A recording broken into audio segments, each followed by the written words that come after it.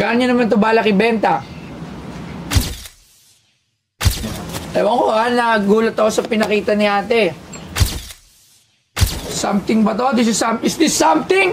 Oh yes, Oo. Kapir, mukhang maganda-ganda to ha.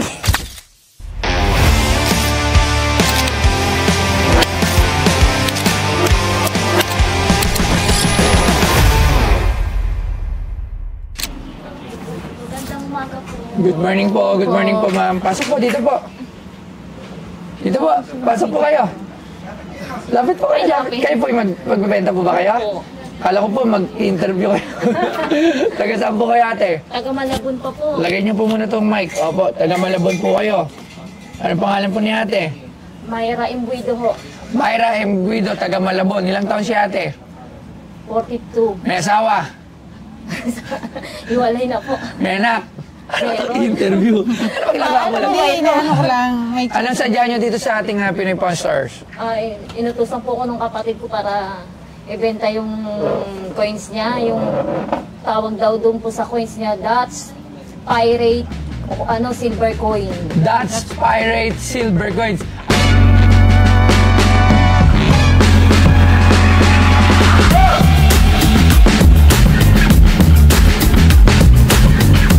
Ang Netherlands Indies Gilda ay ang unit ng account ng Dutch East Indies mula 1602 sa ilalim ng United East India Company. Bukod sa maraming uri ng VOC duit, ang iba pang pangunahing pag-unlad ng 18th century na coinage ng Indies ay naganap mula 1786 nang ang mga kapangyarihan ng Europa ay nagsimulang maglabas ng kolonyal na salaping pilak sa mas malaking dami. Sa wakas ay nakakatugon sa lokal na pangangailangan. Ang mga petsa ay mula 1786 hanggang 1791. Ang Dutch Ducaton ay nagkakahalaga ng 80 stuiver. Ang iba't ibang Dutch, Spanish at Asian na barya ay opisyal at karaniwang ginagamit. Matapos ang pagbagsak ng VOC sa pagtatapos ng ika-9 siglo, ang kontrol sa mga isla ay ibinalik sa pamahalaang Dutch na naglabas ng pilak na Netherlands Indies Gilda at fractional na pilak at tansong mga barya hanggang sa kalayaan ng Indonesia noong 1945. Alam mo ba na yung silver coins niya nanggaling yan sa Pirates of Caribbean? Sabi nga Yung po. kay Johnny Depp?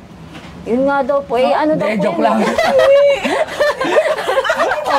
Meron ka naniwala na sana ako. Baka pala. Sige, tingnan natin yung dalawang epektos. Sana man nakuha ng kapatid mo yan. Hindi, ano daw po. Ay! Ang dami ha? Opo. Pirates. Wow. Paano? Uy, Galing daw po ng kakaiba to ha. Mga kakaiba to ha. Wow. Iba to ha. Wow. Hindi ko lang alam kung tama nga sa isip ko na kung ito ay legit. Maganda-ganda to. Okay? Wow. Wow. Ewan ko, di ko alam ha. Magkano nyo naman ito balak ibenta? Sabi po niya, 300,000 daw po. 300,000. Wow. Yan ako nakita ng ganito. Kasi hindi ko sure kung galing to sa shipwreck or katulad nga sinabi. So tatawag ako ng expert para dito. So syempre tawagin natin si isa sa mga coin expert natin, si Sir Arman Dimaranan para tingnan to. Sir Arman. Sir Arman. Sir Arman? Yes po. Ay. Ito. May dala ka ba? Tsaka si Sir Angelo na rin na isang coin collector. Tara, pasok kayo dito. Dito tayo sa kanto po. Wala na silang ano. Wow. Oh. Ayun na yun. Ewan ko ha, nagulat ako sa pinakita ni ate. Parang, totoo ba to? Yeah, yung texture niya, probably recovered to sa Meron ba kayong sa dagat? pasilip? Meron. Pasantin natin. So this is, to? Something ba to? Is this something? Oh yes, Oo. Marami ko din ito eh. Yung mga golden coins na to. Hindi naman to gold eh. Gold ba to? Golden. It's a Netherlands coins. Ano tawag na? Netherlands. Golden Netherlands. coins. Ano, matanda na talaga? Oo. Wow! Recovered to sa ilalim ng dagat. Wow! Yung Tama po. texture niya. Tama po. Tama po. Sunken Sunken treasure! treasure. Ayan. Wow! Hopir! Mukhang maganda-ganda to, ha? Pero mo kanya, pero muna ko niya titingnan ko nga rin. Excited. Gusto ko Nilalamig yung kamay ko. Nilalamig ang Hindi kamay ba mo. sa aircon yata? Magkano mo 300,000? Bibiling ko na sa'yo ng 3,000 pesos! Ay. Hindi, joke lang. Magkano daw to? Magkano daw? Secret, hindi pwede sabihin. Anong ano yung Okay. asawa? Ano ba to, silver? Kailangan dito natin, ma'am. Saan po siya galing? Sa Zamboanga City po. Silver to, Zamboanga, silver? Na-recover doon. Opo, kasi nasunog daw po yung barko, tapos lumubog. Nakuha nung mga badyaw na kaibigan. Mga badyaw. Opo. Actually, that's na... Anong ano to? Anong coins to? Stories eh. Meron kami mga nakuha nito sa Zamboanga din. Ah, doon. Oo. Totoo yun? Kami Totoo talaga. yun? Hindi nasunog yung ano. kundi Lumubog. O, lumubog. Lumubog Tapos doon. sunog daw po. Bakit nagkasira-sira? 1700. 1700s? Gano'n. 1700s to? Oo. Itong isa may date, 1794. Seryoso? Tingnan ko. Hindi nga. That's Hindi ko naman 1700. tinignan yung pecha. Hindi ko makita.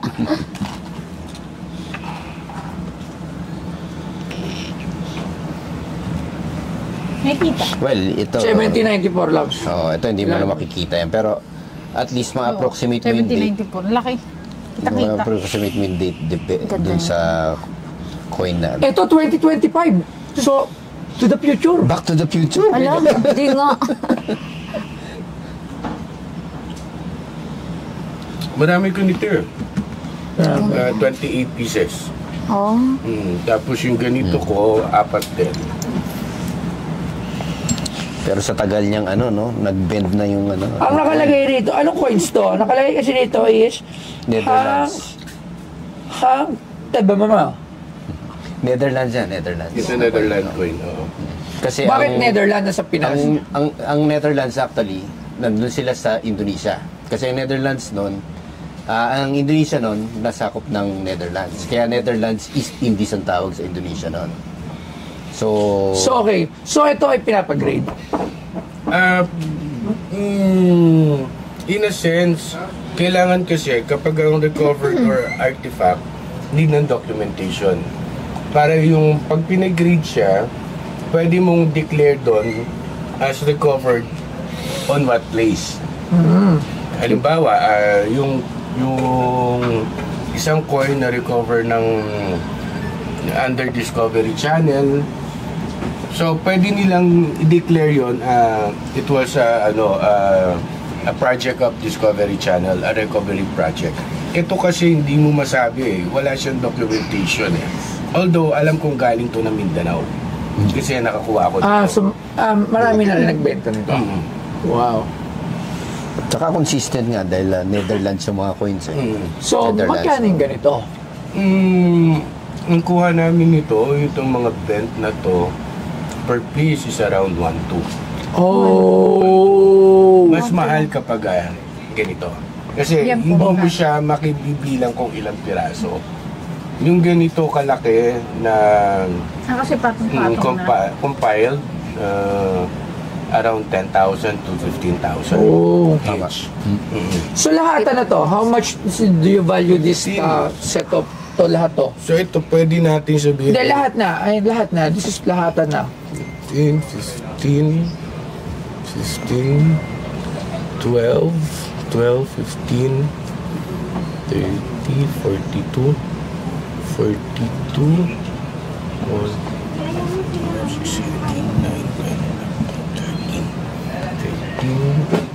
Sige, ano presyo? 65,000. 66. Ako 50. Ikaw 50. Okay, maraming salamat, mga ating expert. Grabe. Okay. Akala ko, ano na tayo, jackpot. Pero, Akala ko gold bar. 300,000. Pero it's still, Pero malaki pa rin, no? isa pa rin to sa isa sa pinaka-unique na natanggap ko dito sa shop na to. Kasi coin siya na nagaling sa ilalim ng Opo. ng dagat. Kasi sa badyaw, Sumisisid magaling sila. mo yung badyaw. Nagdadive. Nagdadive talaga ang mga badyaw. Di ba yung parang sa mga muruami, yun talaga, minsan yun ang trabaho nila, ginagisa sila ng pera doon. Dumadive sila ng 300 feet. Kaya nilang mag-dive ng 300 feet without an oxygen.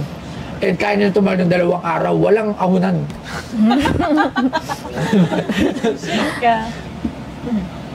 So, syempre, kailangan kong gumawa ng profit dito, 30,000 pesos sa lahat. Pwede mong makakausap yung kapatid ko. Sige, Kasi pwede. sa sinabihan niya ako. Okay po. Magkano? Tawagan. Yun nga po Sige, sabi tawagan mo. niya. Ano tawagan? Kuya, huwag ko Asa na ba yung po? Bawa-upload. Dami nito. Pero maganda to, ano? Ganda yung ano to. Lagay sa isang ano. Alam na natin kung anong barko yung lumubog. Hindi ba ano to? Kaya, parang Tatay Nick ata to, Tatay Nick. Tatay Tatay Nick Nick. kami si Dolphy yun eh. Yun nga, yung sa barko ni Tatay Nick, hindi ba to? Ha? Tatay Nick si Dolphy yun eh. Oo nga, hindi ba to? Ano? MB Agusta. Hello. MB pa. Hello. Sir, magandang hapon po. Hello, sir. Sir, magandang hapon po. Ito pong dinala ng kapatid nyo ay na-assess na po ng ating mga expert. Ang market price is valuing 50 to 60,000 pesos. Yun lang yung value nito. Pero syempre, tumatawad ako ng 30,000 pesos. Kayo po, magbigay kayo ng price nyo. 50 to 60,000, 65,000. Yun ang market value. Kasi marami din pala to. Dagdagan pa. Pero kung ito nag-gold bar, Para pampuhulan, pambili ng ano, pang... Ano bang tawag sa ano nito? Netherland coins. Alam mo ng mga Parang expert may natin. gold bars, ay gold, ano daw, Netherland coins. At saan gawa ang That's- Netherlands? Netherland. Pwede sa Netherland. Kala ka naman yung Netherland gawa sa Hindi, Malaysia. yung ito. Ito yung mismong Pwede sa Netherland, pwede yan gold. Ay, ito mismong coins. Sa Netherland coins nga, hindi Netherland. Ano Balo. mo, kasi ano, para makaano tayo ng Ano pang trap. Hindi, Magkano? 50 nga daw eh. Hindi, 50 yung market 50. value. Pero ang tawad ko 30. Magbigay kayo ng tawad nyo. 50. 50 na kasi para maano tayo. 45. 40,000. Para nga pang ano natin sa sasakyan. Pang pasada. Ipipace out na yung jeep. Hindi po. Dito, grab. Opo, grab. 42,000. Nandiyan ang tawad ni Boss Toyo. 42. 50 daw, 50. 42. 42. Naginginig tuloy ako. 42,000. 50 na soon. Ano, boss? Kasi, Ano po nga lang tayo sa 43? 43. 43,000. Salamat. Maraming salamat po. Sir, maraming salamat. Napaganda nito sa museum. Itatabi ko to doon. Oo. At excited ako dito ma-display to. Maraming salamat po, sir. 43. Sir Nelson Imbuido. Sir Nelson Imbuido. Ano? Imbuido. Embuido, Sir Nelson. Maraming salamat po. Thank you very much. Thank you Okay. po. Thank you. Gawa na to ng paperwork, 43,000. Okay to. Alright. Okay na. Nabenta po yung coin ng ni Boss Toyo ng 43K.